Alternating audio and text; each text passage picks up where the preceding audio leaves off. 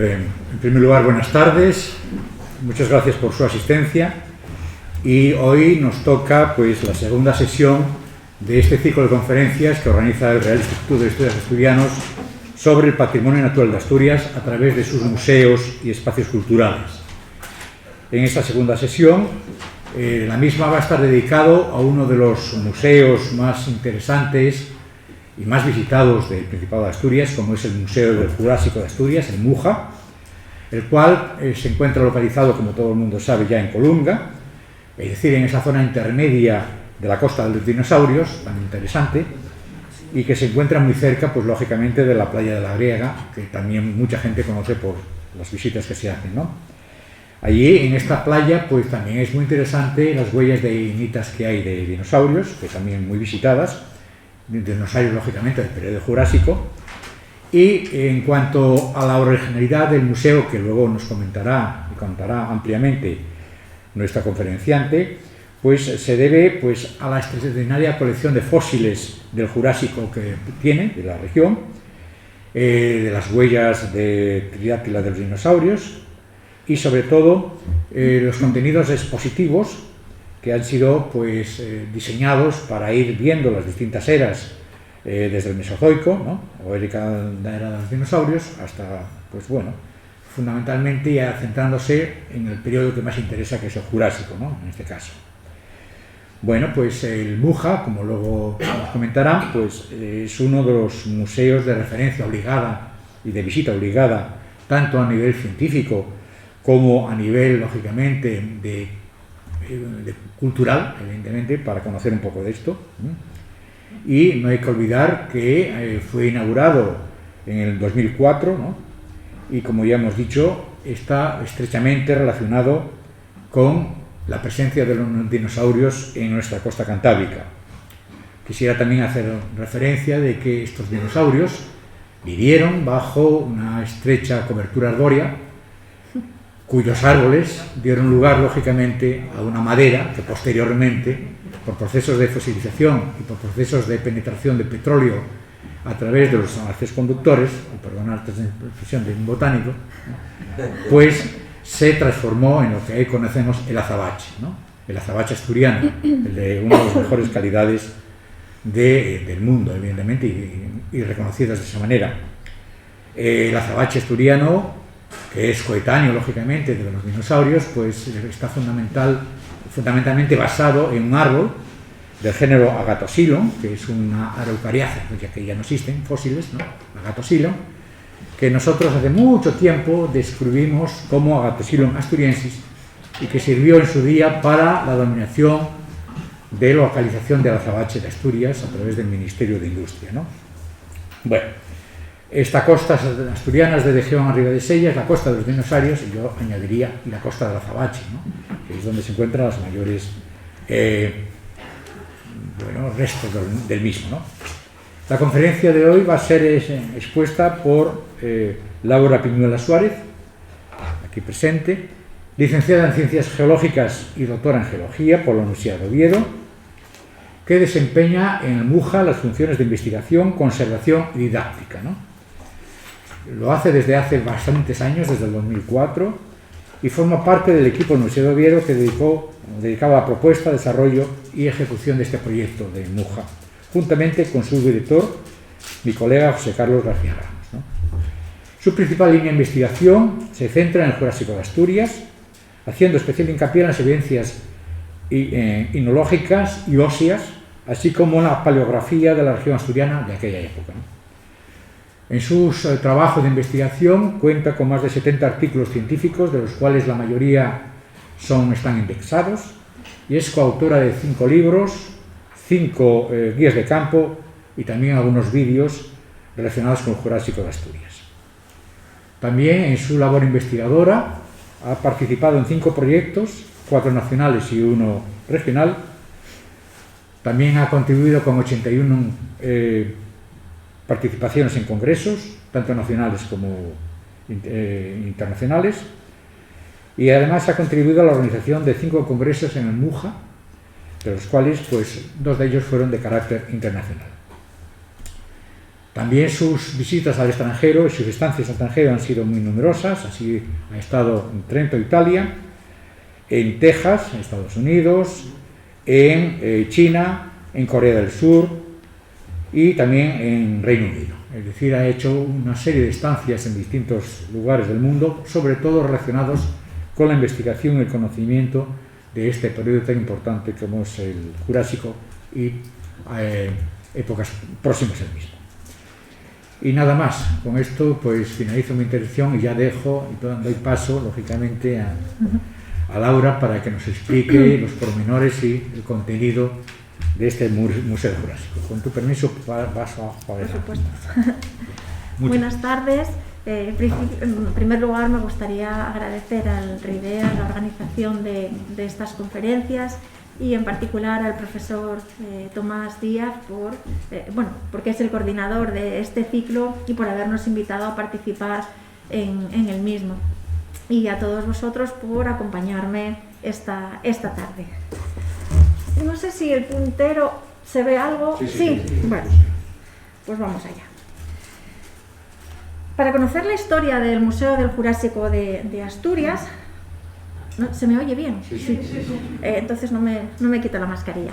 Debemos remontarnos a 1969, cuando el que hoy es director científico del Museo del Jurásico, José Carlos García Ramos, descubrió las huellas de la playa de la Griega en Colunga, las que estáis viendo en la imagen.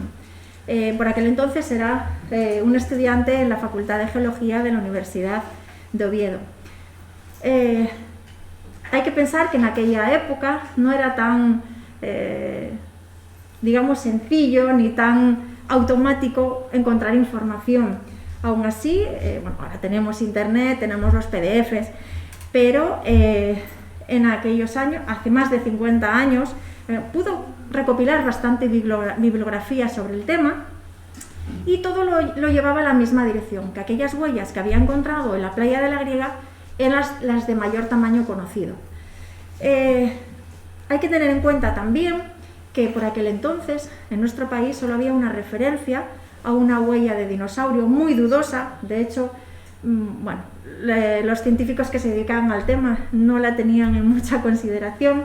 En 2013, además, fue reinterpretada como huellas de galerías excavadas por invertebrados entrecruzándose.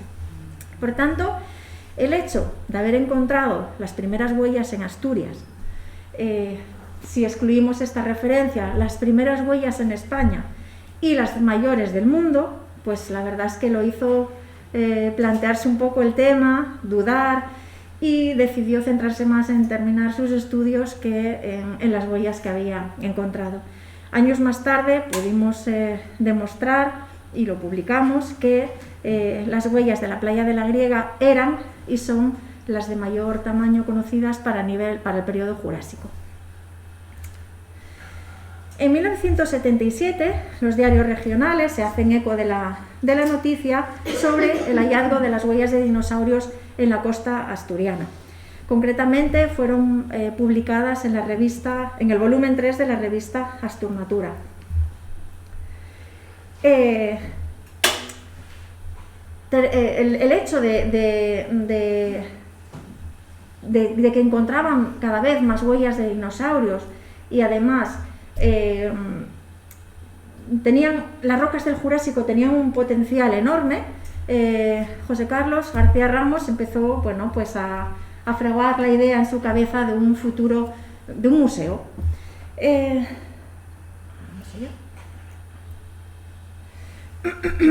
Bien, no solo comienza a fraguar la idea, sino que comienza el periplo de visitas a los políticos de la región, para explicarles ese potencial y que era necesario un museo.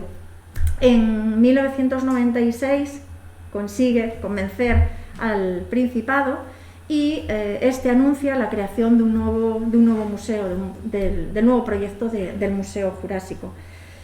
Realmente esta noticia la lanzaron digamos que muy temprano, porque había un desarrollo que hacer y iban a pasar mucho tiempo. Esto propició que entre los distintos concejos implicados, Villaviciosa, Colunga y Ribadesella, empezasen una pugna para conseguir la sede del museo. Sobre todo fue más intensa entre entre Ribadesella y Colunga. Llegaron a manifestarse aquí en la capital para conseguir esa sede y además ofertaron distintos edificios cada uno de estos municipios para albergar el futuro museo. Mientras el Principado decidía cuál sería la ubicación del museo, la Consejería de Cultura lleva a cabo diversas actuaciones. Una de ellas, en 1997, es la señalización de las rutas con huellas a lo largo de lo que nosotros denominamos la Costa de los Dinosaurios. Que está comprendida entre el Cabo Torres en Gijón y la playa de Arra en Ribadesella. Son aproximadamente 57 kilómetros de longitud de la costa, formada casi exclusivamente por rocas del Jurásico. En un principio se señalizaron 6 rutas, 3 por cada municipio, Villaviciosa, Colunga y Ribadesella, y posteriormente se amplió a 9, 3 por cada municipio. Acompañando a esta señalización, la Consejería editó un folleto turístico y divulgativo que precisamente se presentó aquí en esta misma sala, en el 97.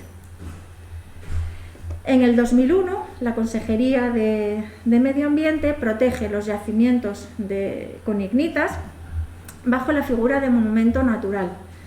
Mucho más tarde, recientemente, estos yacimientos los incluye dentro de la zona especial de conservación. El decreto del 2001 sirvió para que nadie, salvo que tuviese permiso de la Consejería de Medio Ambiente, pudiese excavar y extraer material de estas zonas protegidas. Una vez que ese material salía de los acantilados, pasaba a ser patrimonio cultural. Era la Consejería de Cultura la que decidía dónde se iba a ubicar ese material. En aquellos momentos estábamos en la Facultad de Geología, he estado allí mucho tiempo, y en el 2004 el lugar de depósito oficial de estos materiales es el Museo del Jurásico de Asturias. En el 99 el Gobierno regional adjudica el museo al municipio de Colunga, que es inaugurado finalmente el 31 de marzo del 2004. Se levanta en la conocida como Rasa de San Telmo, a tan solo un par de kilómetros de la playa de la Griega, que es esta que se ve aquí en la pantalla. Es obra además está en un lugar, digamos, estratégico. Es el punto central de lo que sería la Costa de los Dinosaurios. El edificio es obra del arquitecto asturiano Rufino García Uribe Larrea. Es un edificio muy singular y único en cuanto a la forma de huella tridáctila de dinosaurio que tiene, y consta de 3 bóvedas elípticas que se engarzan entre sí y dan un espacio diáfano interior espectacular. Teniendo en cuenta todo el material que iba saliendo de los acantilados desde que se encontraron esas primeras huellas, comenzaron a surgir una serie de necesidades. Estas necesidades consistían en tener un espacio amplio para poder custodiar y ordenar este material, y por otro lado que ese espacio dispusiese de laboratorios donde poder prepararlo y conservarlo. Bien, además, dada la importancia de este patrimonio, estaba la necesidad de darlo a conocer en el ámbito científico y en el divulgativo, y a todos los niveles, no solo el regional, sino el nacional también y el internacional. Por eso el museo, o el MUJA, se crea como un instrumento de gestión del patrimonio geológico y paleontológico del Jurásico asturiano.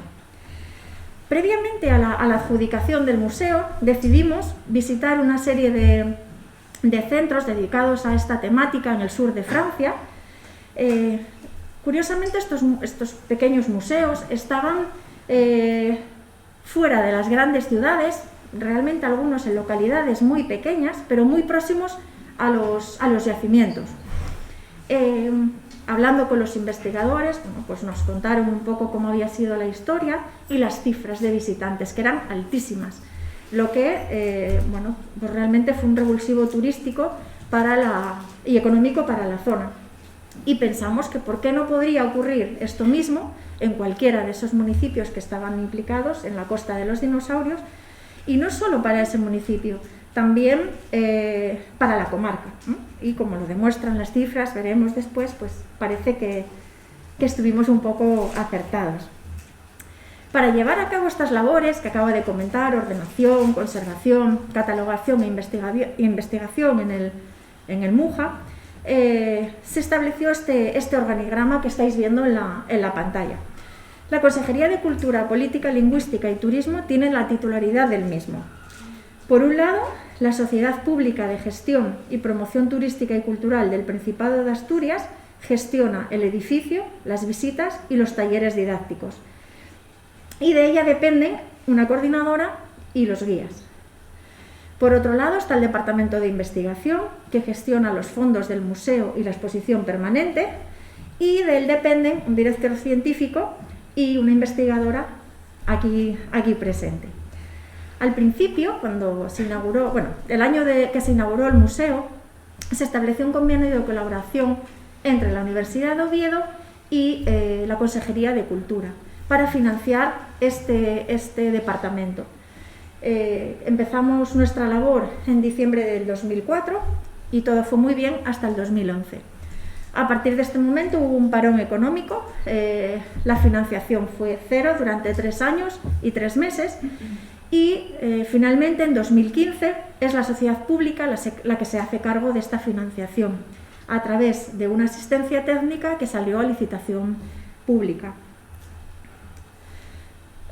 Los contenidos de la exposición permanente del museo pues están totalmente relacionados con los dinosaurios. De esta manera queríamos acercar la geología y la paleontología del Jurásico de Asturias al público. Los dinosaurios son un grupo de reptiles terrestres que vivieron en el Mesozoico, o lo que se conocía antes como era secundaria. Se divide en 3 periodos, que de más antiguos a más modernos son Triásico, Jurásico y Cretácico, y utilizando el tiempo como elemento conductor, hacemos un recorrido por la historia de estos reptiles desde su aparición hace unos 230 millones de años y la desaparición de la mayoría de ellos hace 66 millones de años. Los dinosaurios de Asturias están datados en unos 154 millones de años.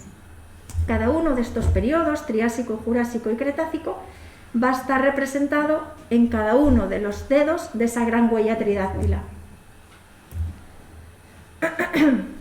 El museo consta de planta sótano, baja y primera y tiene una superficie útil de unos 4.200 metros cuadrados.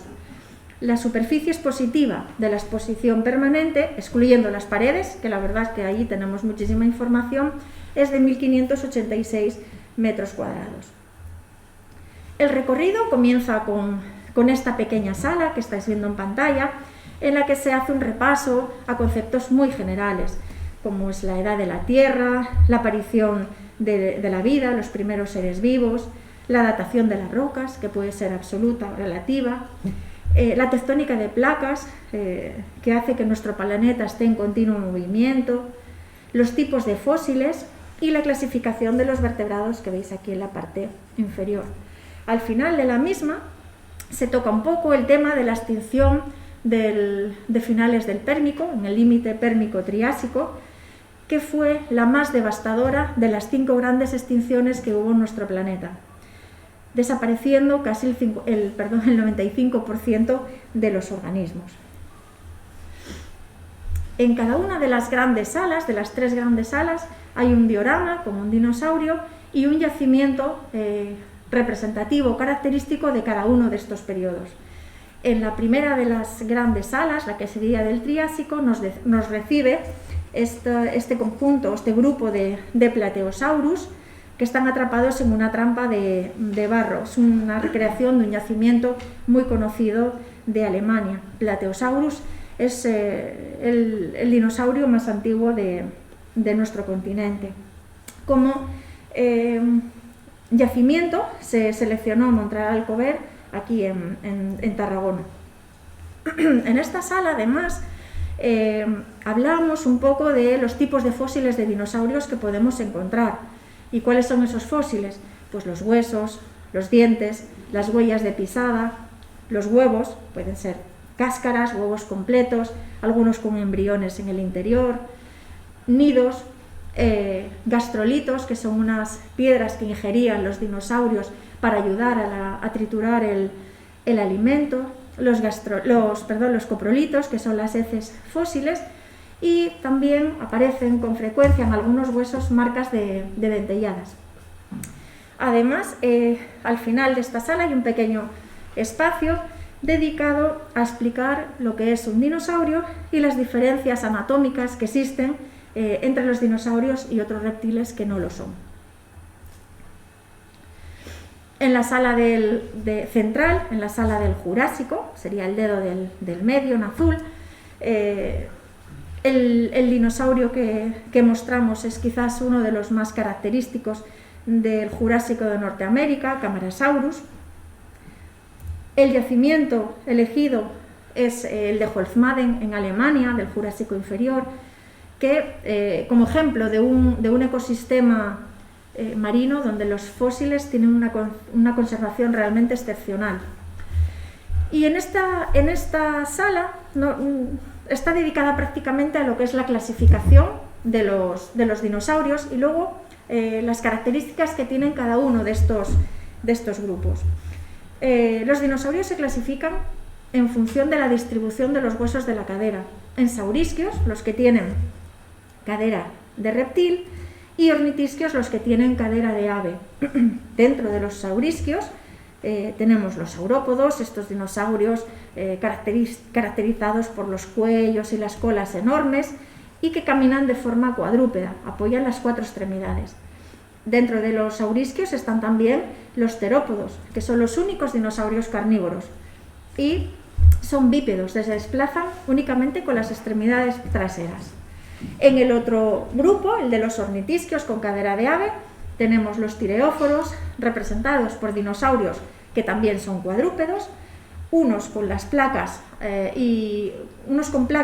y otros con escudos a lo largo del lomo, con una cola que termina unos en pinchos y otros en mazas. Otro grupo es el de los marginocéfalos. Por un lado tenemos dinosaurios cuadrúpedos que tienen estos cuernos en la zona de la cara y estas estructuras que protegen la zona más débil, que es la del cuello, que son los ceratopsios, y los paquicefalosaurios, que son bípedos, solo caminan con las extremidades posteriores y se caracterizan, no sé si se ve bien porque justo estaba la luz de la lámina, que tienen un engrosamiento en la parte superior del cráneo. Y por último, los ornitópodos, que son dinosaurios bípedos, pero en algunos grupos las extremidades son lo suficientemente largas y fuertes para poder apoyarse en el suelo. Por tanto, pueden caminar a veces apoyando las extremidades anteriores. De todos ellos, en Asturias, están representados tanto por sus huesos o dientes como por sus huellas los saurópodos, los terópodos, los tireóforos y los ornitópodos. La última gran sala, la del Cretácico, en esta sala, bueno, pues los protagonistas indiscutibles son esta pareja de tiranosaurus que están en una posición, digamos que amorosa. Quizás no, los tiranosaurus son los dinosaurios más mediáticos desde la película de Spielberg, de Parque Jurásico. Como yacimiento se seleccionó el de las Ollas en Cuenca, y en esta sala se toca un poco la extinción del límite Cretácico-Paleógeno, concretamente en esta vitrina que tenemos aquí. Esta extinción es otra de las 5 grandes que sufrió nuestro planeta, no la más devastadora que la vimos antes, pero sí quizás la más conocida porque estaban implicados los dinosaurios. Desaparecieron la mayoría de ellos, pero no solo los dinosaurios. Unas 3/4 partes de los organismos de aquella época desaparecieron de nuestro planeta. ¿Y por qué digo que no todos desaparecieron? Bueno, porque hoy prácticamente toda la comunidad científica está de acuerdo en que las aves son dinosaurios y hay una sala dedicada, bueno, una parte de la sala dedicada específicamente a este tema.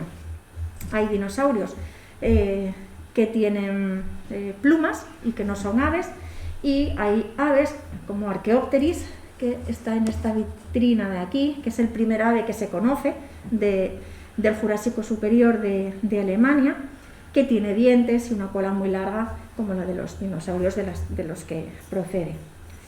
Además, en esta sala del Cretácico se habla un poco de la biología de los dinosaurios, de la reproducción. Los dinosaurios son ovíparos, ponen los huevos en nidos.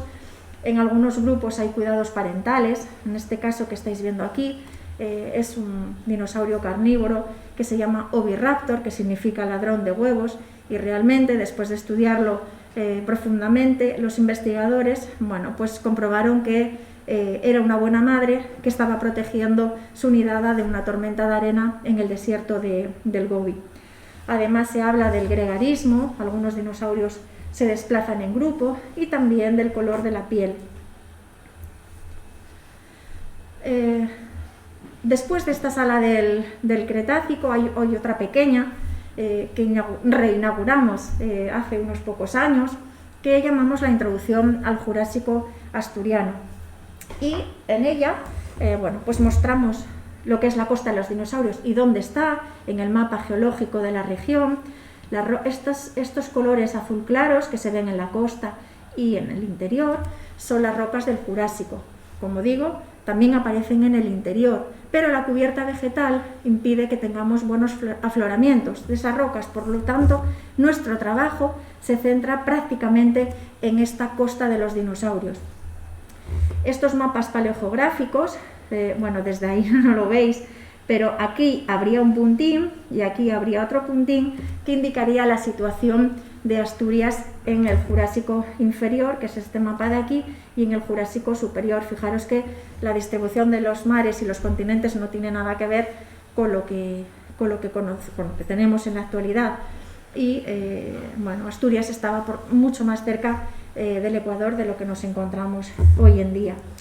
Además, bueno, estudiando esas rocas y los fósiles que contienen, podemos llegar a deducir con bastante precisión los ambientes que se instalaron en Asturias durante el Jurásico. En la etapa inicial podemos decir que Asturias era una costa baja y regular, en la que la evaporación era muy intensa. Hubo un ascenso del nivel del mar que cubrió prácticamente toda la región, mar abierto, pero de muy poca profundidad, menos de 100 metros. Hace unos 154 millones de años, ese mar se retira, el territorio queda emergido y comienza la colonización de la vida continental. Es aquí donde aparecen las primeras huellas de dinosaurios. En estos momentos, cuando el mar se retira, Asturias empieza a ser surcada por unos ríos meandriformes con muchas curvatura, y vuelve a haber un ascenso del nivel del mar. Pero en este caso el mar que se instala en Asturias es muy diferente del de la primera parte. Es un mar, lo que llamamos un mar interior, que sería similar a una albufera, un mar protegido, casi funcionaría como un lago. Y a ese mar interior llegan los ríos que desembocan provocando los deltas. Es en esas zonas deltaicas donde vamos a encontrar la mayor parte de los restos de vertebrados aquí en el Jurásico de Asturias. Además, en esta sala se exhiben algunas de las piezas más emblemáticas o características de este Jurásico asturiano. La última sala del recorrido es la sala del Jurásico asturiano y está dividida en dos partes. En una de ellas se muestran las rocas y los fósiles principalmente de invertebrados representativos de esas etapas que os comenté previamente. Y en la otra parte está dedicada exclusivamente a los vertebrados. Se exhibe una muy pequeña parte de las huellas, huesos y dientes de dinosaurios y de otros reptiles coetáneos. El museo cuenta además con una sala de exposiciones temporales de unos 300 metros cuadrados. Tiene un auditorio con 96 plazas y una sala de talleres didácticos. Por supuesto, la tienda, hay que salir forzosamente del edificio por la tienda, y el Café del Muja, o la cafetería que se construyó en un edificio aparte. En cuanto al equipamiento exterior, cuenta con un aparcamiento para 105 automóviles y 10 autobuses, con un parque infantil, y además se instalaron más de 20 corpóreos de dinosaurios, entre los que no podía faltar el T-Rex o el Triceratops, que posiblemente son los más queridos por los niños. Hay una carpa donde se pueden excavar réplicas de huesos de dinosaurios, que sería esta de aquí, y se replicaron 3 superficies con huellas en los acantilados de la costa, 2 en los yacimientos de Tereñes, este sería uno de ellos, con un rastro de un dinosaurio carnívoro, y el de la playa de la Griega.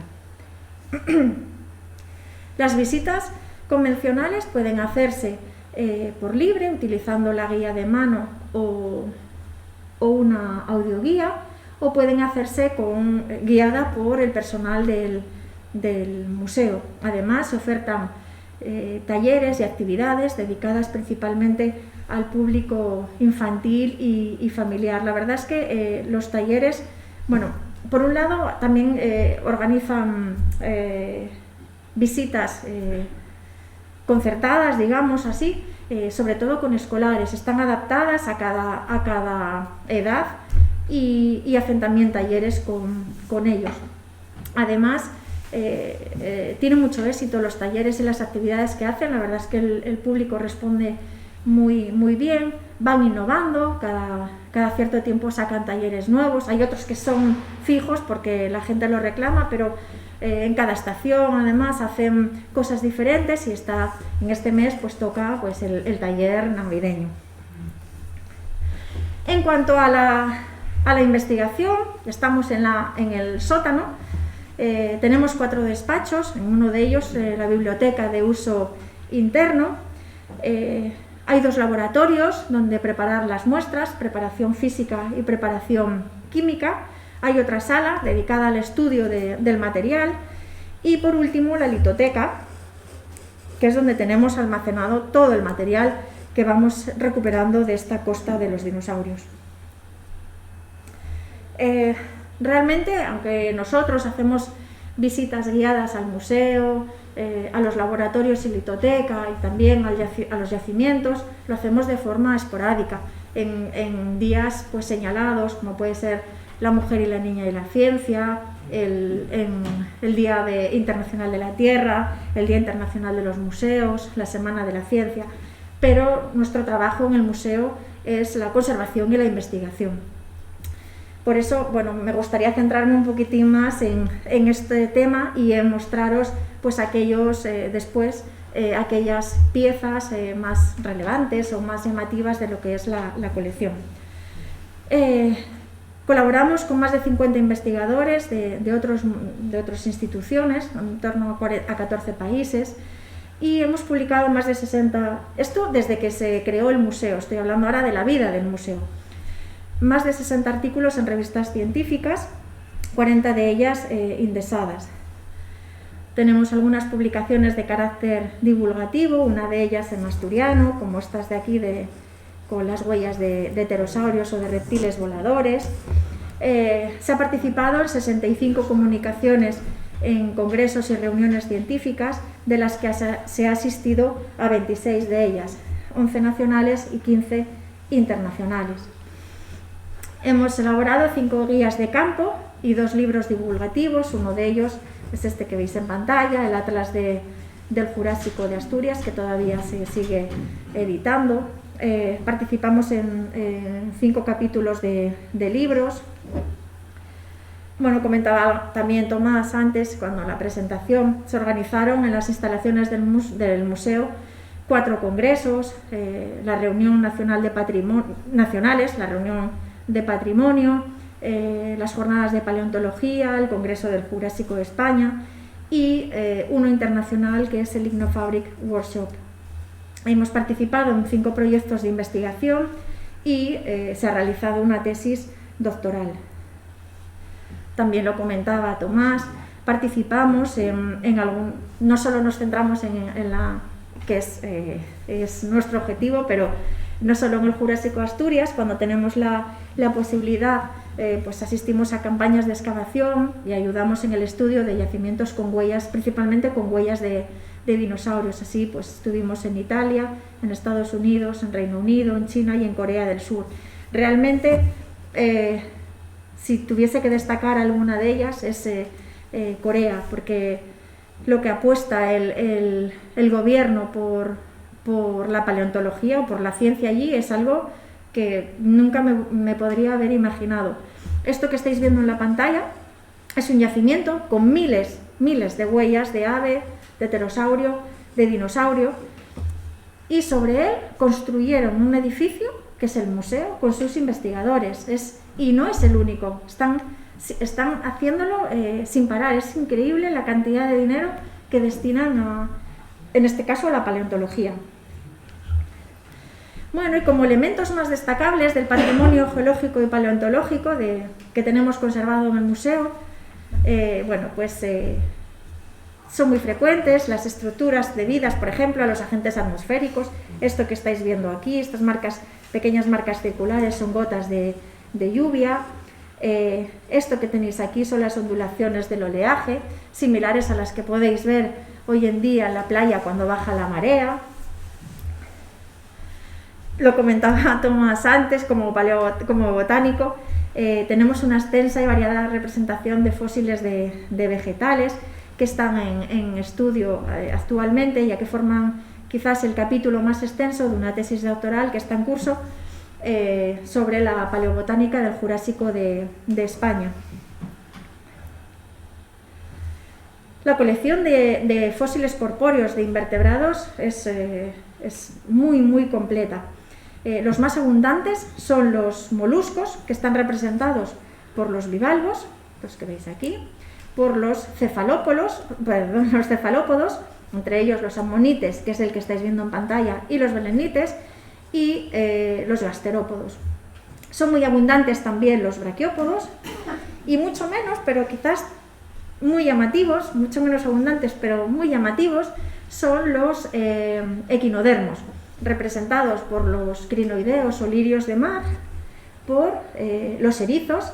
Son muy pequeñinos, tienen más o menos el tamaño de una moneda de céntimo o de 2 céntimos, y las ofiuras.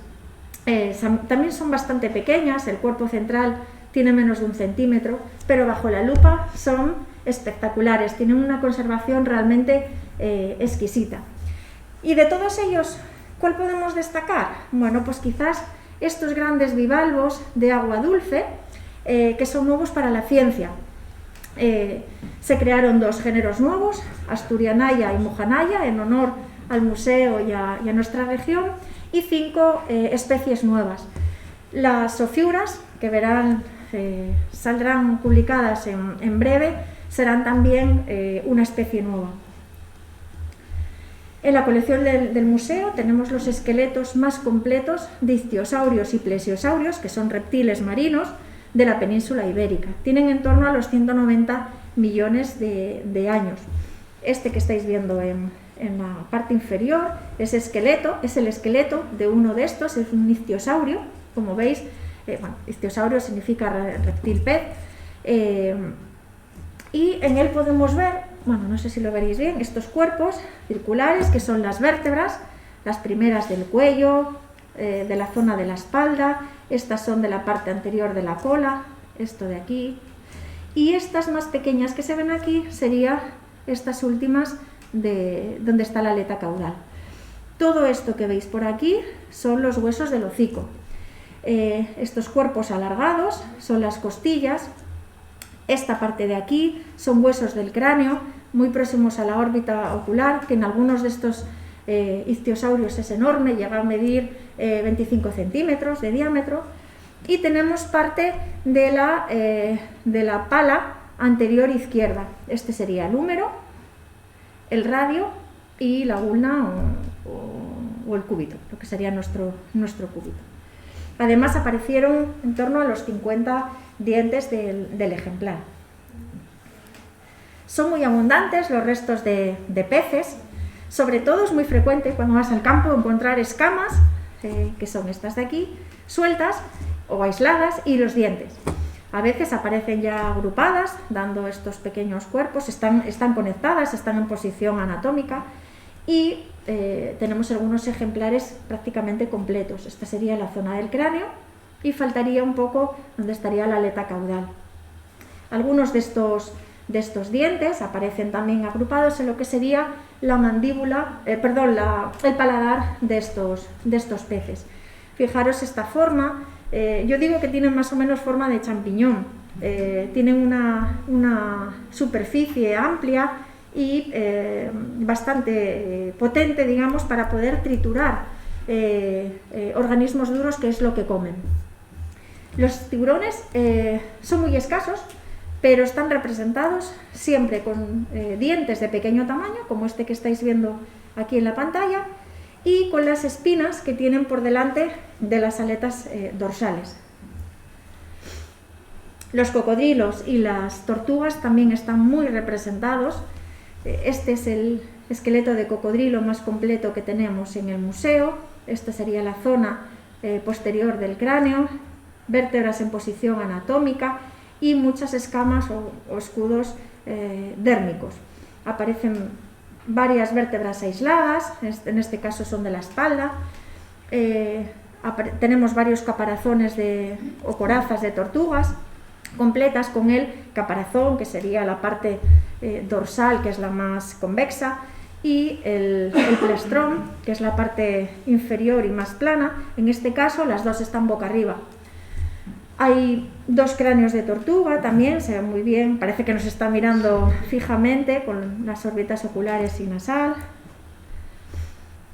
Los dinosaurios están representados por los dientes, que son bastante frecuentes, y los más abundantes dentro de ellos serían los de los carnívoros, que tienen estas formas curvadas y, si os fijáis, los bordes aserrados, en forma de cuchillo de carne. Este es uno de los mayores que tenemos, la escala es de 1 centímetro, y este uno de los más pequeños. Es una fotografía de microscopio electrónico, son 2 centímetros de escala, no llega a los 5 milímetros, pero se ve también muy bien el borde, la sierra en este borde.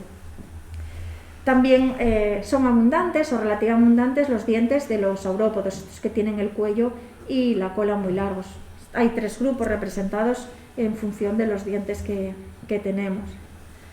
Las vértebras aisladas son frecuentes, como esta de un estegosaurio, que se caracteriza, esta es de la espalda de un estegosaurio, que son estos que tienen las placas a lo largo del lomo, que se caracterizan por este arco neural este arco neural tan alto.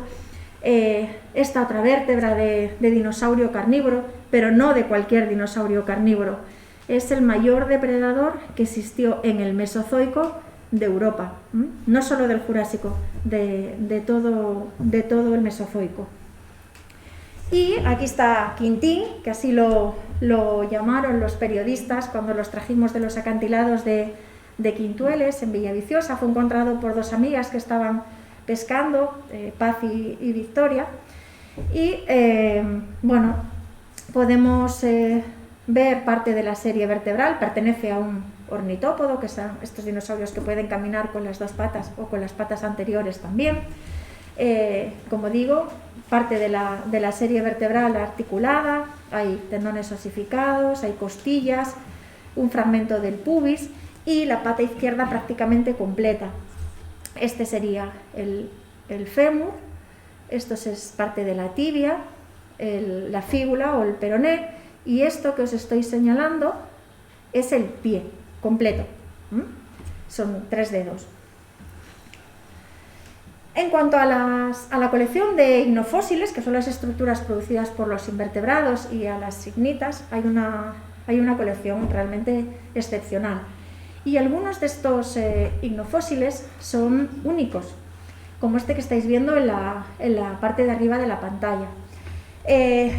Son montones fecales producidos por un gusano, iba a decir similar a la actual arenícola marina, pero realmente no sabemos si es similar. Lo que sí sabemos, seguro, es que su comportamiento es igual. Viven enterrados en la arena, la tragan para alimentarse, aprovechan los nutrientes y lo que no les sirve los pulsan, dando esta especie de montones formados por cordones, como estos que veis aquí. Incluso tienen todavía algunos de ellos el agujero por donde salían estos cordones. Será también un nombre nuevo para la ciencia, porque al menos hasta hace 2 horas no había ninguna referencia sobre estas estructuras fósiles, ni siquiera relativamente recientes. Son muy llamativos también las galerías de crustáceos decápodos, como estas que estáis viendo en pantalla, y desde hace unos años, porque antes no los habíamos encontrado, son relativamente abundantes los rastros de limúlidos. Este bichín que tenéis aquí, que normalmente es conocido como cangrejo herradura o cangrejo cacerola, pero que es más pariente, digamos, de las arañas que de los cangrejos. Este que estáis viendo en pantalla es un rastro. Si os fijáis en la parte central, no sé si se ve una línea continua, no sé si se ve, bueno, más o menos por aquí, que correspondería a la marca de la cola, la impresión de la cola, y las marcas laterales serían de los apéndices. Iría caminando desde esta parte de aquí de la pantalla hacia esta parte. Esto es muy curioso y realmente muy escasas en el registro fósil. Solo existen 5 referencias y una de ellas es esta asturiana. Son todas estas marcas que veis aquí, esta y esta, que es la que vemos aquí ampliada. Son las marcas que producen los peces cuando están buscando alimento en el fondo fangoso y dejan impresos los labios. Pero realmente lo que estáis viendo no es un hueco, que es lo que cabría esperar, ¿no? El pez marca en el fango y dejaría un hueco. Lo que estáis viendo es el contramolde en arenisca. Y estos contramoldes es lo que vamos a ver a partir de ahora en todas las huellas. El 100% de las huellas de vertebrados que tenemos en el museo, y algunas de invertebrados, son contramoldes en arenisca. ¿Y cómo se forman? Bueno, vamos a imaginar a un dinosaurio en las condiciones, digamos, mejores, ¿no? donde se van a conservar las huellas con más facilidad. El dinosaurio pisa en un barro que tiene una textura parecida a la de una plastilina, la que usan los niños en el cole. El dinosaurio pisa ese barro, deja la marca del pie y toda la superficie pisada se va cubriendo de otro material. Si es el mismo material, si pisan barro y se rellena con barro y es igual, no vamos a tener una discontinuidad. Pero si rellena con un material distinto, como el caso de Asturias, que es arena, vamos a tener una discontinuidad después perfecta. Toda esa superficie, como digo, sigue cubriéndose más de sedimento y queda enterrada a mucha profundidad. Con la profundidad, la presión y la temperatura hacen que ese sedimento blando se transforme en una roca dura. Con los pliegues y las fracturas, esas rocas que están a profundidad salen de nuevo a la superficie y vamos a observar al menos 2 tipos de huellas. El hueco que dejó el dinosaurio, por ejemplo, que es lo que llamamos huella real, y el relleno de ese hueco, que es lo que llamamos contramoldes.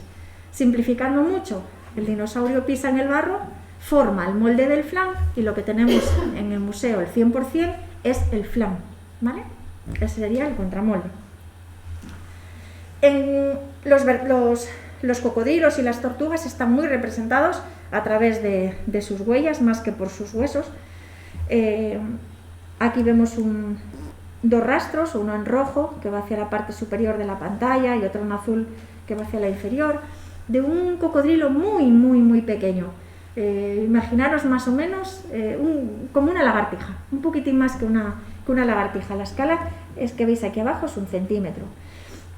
Tanto los cocodrilos como las tortugas del Jurásico Superior de Asturias son de agua, son acuáticos y son litorales, no son marinos abiertos. No llegaron nunca a transformar las extremidades en paletas, que eran, por ejemplo, los cocodrilos en el Jurásico era muy frecuente que fueran marinos, que viviesen en mar abierto. Transforman las extremidades en palas. En el caso de Asturias, de momento no hemos encontrado ni cocodrilos ni tortugas plenamente marinas.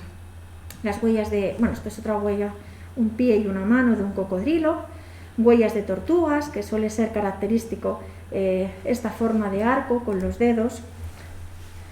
Tenemos en la colección los únicos rastros de lagartos del Jurásico Superior a nivel mundial. Los rastros están indicados por las flechas. Esto sería una mano, un pie, una mano, un pie, una mano, un pie y una mano. En este caso estaría formado por 3 pares mano-pie. Estas huellas tienen de características, si os fijáis, si recordáis una lagartija ahora mismo, los dedos crecen desde el dedo más interno al más externo. El cuarto es el más largo y luego el quinto vuelve a reducirse, que es lo que estamos viendo aquí. El dedo 1, el dedo 2, el dedo 3, el 4 y el 5. Y si os fijáis bien, se pueden ver incluso las impresiones de las garras. Si me preguntase alguien cuál es mi fósil o mi superficie estrella en el museo, tengo 2.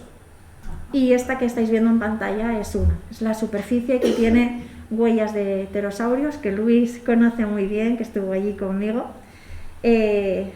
Los pterosaurios son reptiles voladores, que como su nombre indica, su medio es el aire, pero también se desplazan en tierra firme.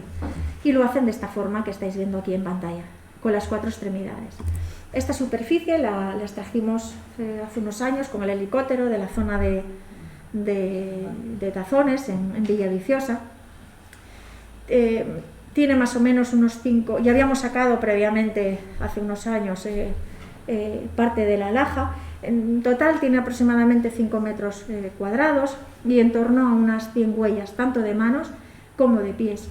Los pies son muy característicos, tienen esta forma triangular con 4 dedos terminados en garras, y las manos tienen 3 dedos, van aumentando en longitud. Este sería el dedo 1, este sería el dedo 2, este sería el dedo 3, y el cuarto se alarga muchísimo y es el que sustenta el ala, entendiendo ala no como el ala de las aves, sino un ala membranosa, como la de los murciélagos.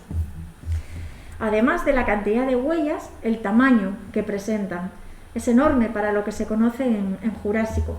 Estuvimos comparando con esqueletos que hay más o menos de la misma edad en un yacimiento alemán, en Solhofen, y son ejemplares espectaculares, están completos, están en calizas litográficas, son maravillosos.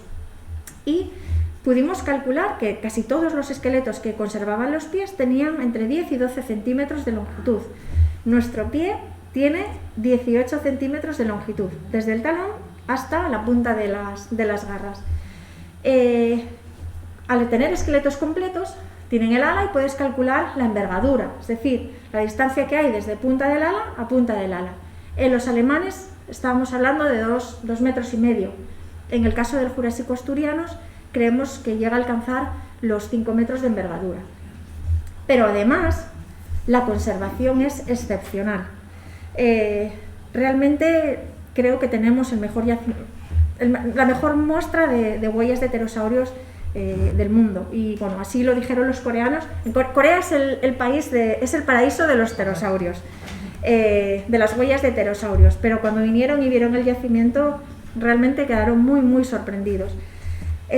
Tanto en las manos como en los pies, en las huellas de las manos como en las huellas de los pies hay las impresiones de las escamas. No sé si se ve aquí, todo este punteado que estáis viendo son las pequeñas marcas de las escamas.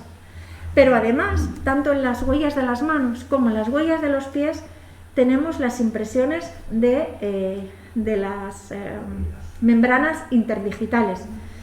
Si os fijáis en esta huella, que es una mano, bueno, aparte que veis aquí todas estas marcas, esos son producidas por las escamas. Cuando el pie baja en el sedimento, forma esas acanaladuras.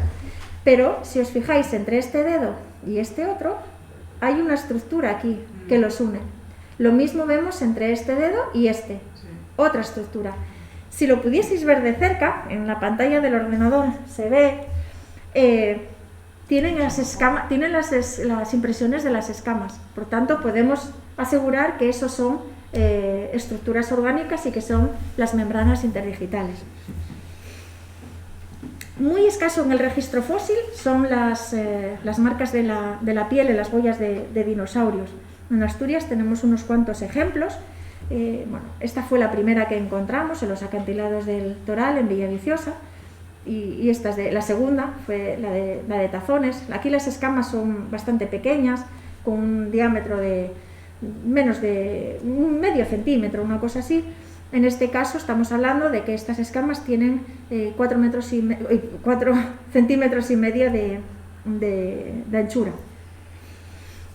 Y ya para terminar, deciros que la colección de huellas de dinosaurios del Museo del Jurásico de Asturias es la más completa de Europa y la tercera a nivel mundial. En estos momentos tenemos unos 671 ejemplares y algunas de ellas son las de mayor tamaño conocido. Por ejemplo, esta huella de aquí de un carnívoro, que tiene las garras bien marcadas, tiene 78 centímetros de longitud, es mayor que un Tyrannosaurus Rex. Y esta otra de aquí, de un estegosaurio, estos que tienen las placas a lo largo del lomo, tiene 58 centímetros de longitud. Bien, el hecho de que los dinosaurios y el Jurásico siguen siendo un tema muy atractivo tanto para niños como para adultos, unido a las actuaciones desarrolladas por el museo a nivel científico y divulgativo, han convertido al Muja, por un lado, en un centro de obligada visita para aquellos investigadores interesados en el estudio de las huellas de vertebrados mesozoicos y, por otro lado, en el museo más visitado de la región, con 2,5 millones de visitantes desde su inauguración el 31 de marzo del 2004 hasta julio del presente año. Y muchas gracias por la asistencia.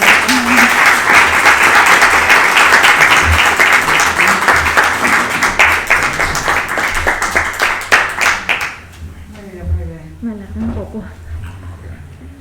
Bueno, en primer lugar, muchísimas gracias por esta magnífica exposición sobre el contenido de este museo, que es lógicamente uno de los más importantes que tenemos aquí en Asturias y que nos da idea de lo que fue nuestro pasado en épocas lógicamente prehistóricas, ¿no?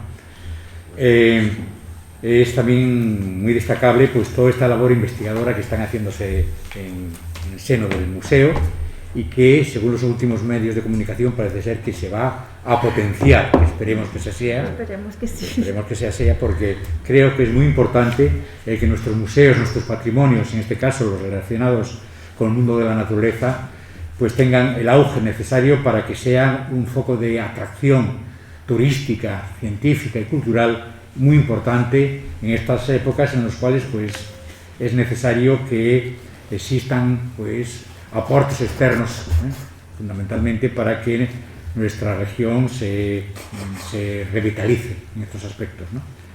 Bueno, como es ya norma general en el RIDEA, una vez finalizada la conferencia, va a haber unos minutos, lógicamente, para que el público que quiera intervenir, pues haga sus preguntas, exponga sus dudas o cualquier otra idea sobre lo que se ha expuesto.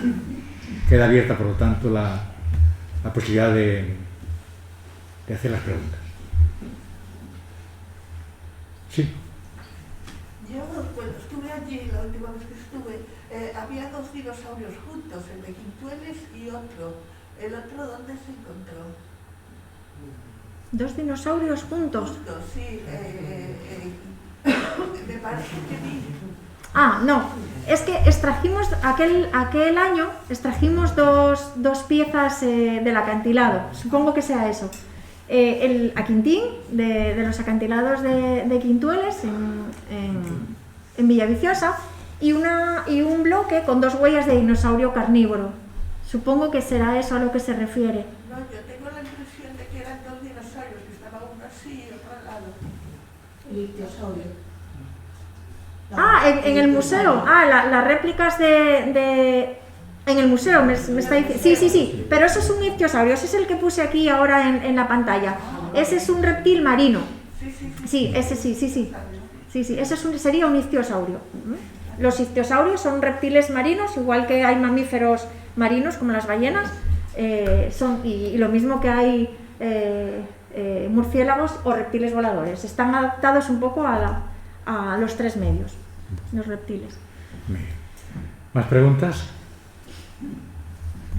Yo creo que preguntar la mascarilla, estás ahí a distancia de todo el mundo.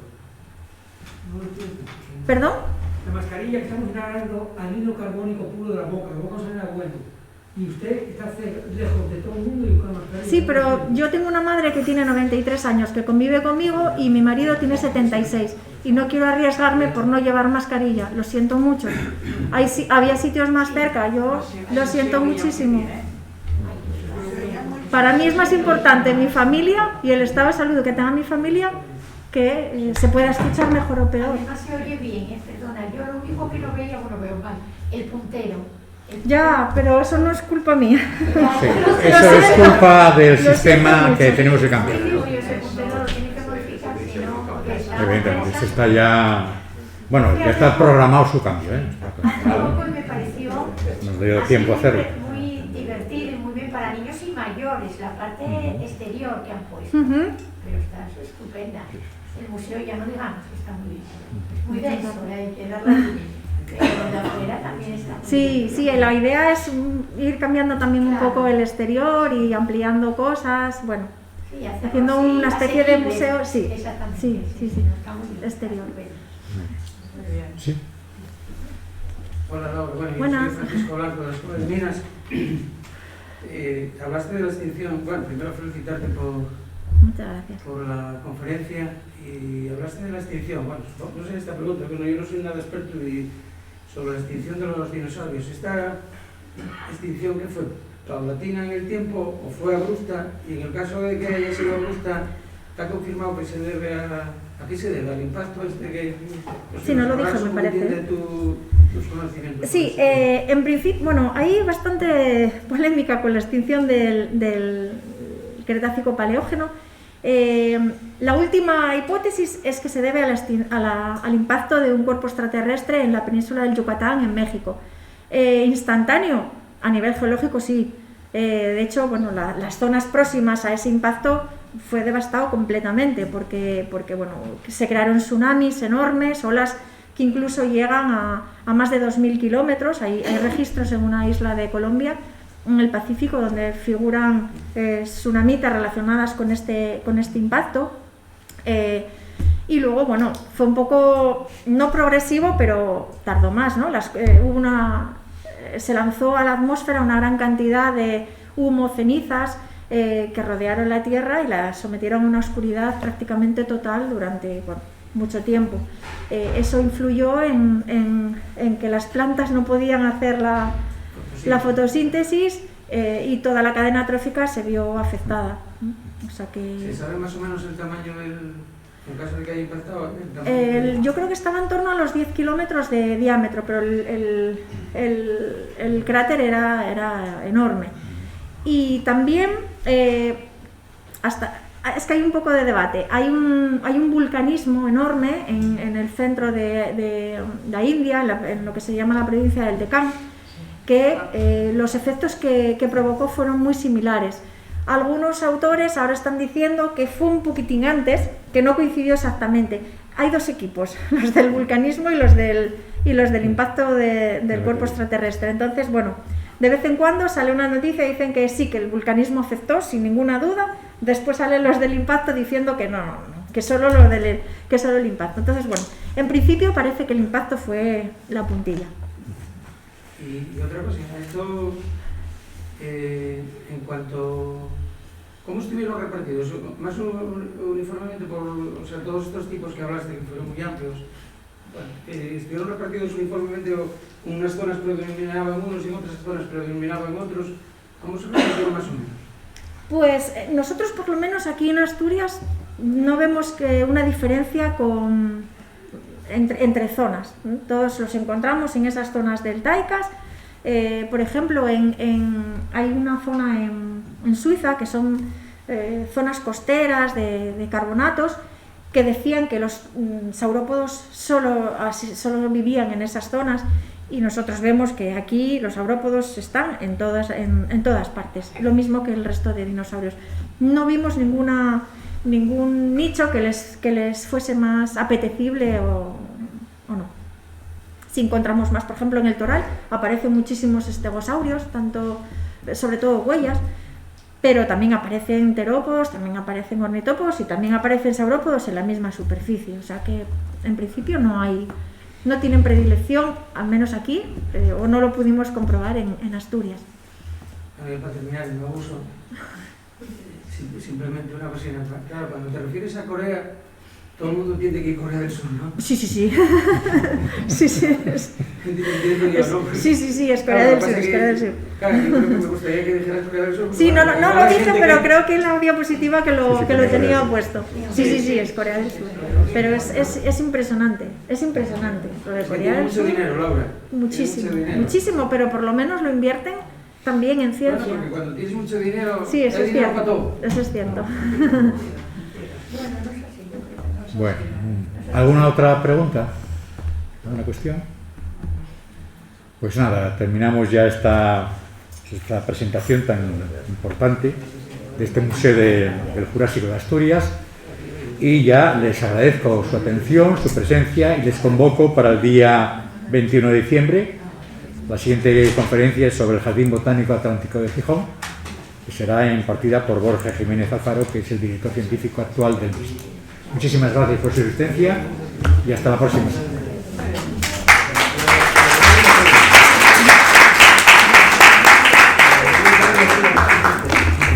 Muy bien. Gracias.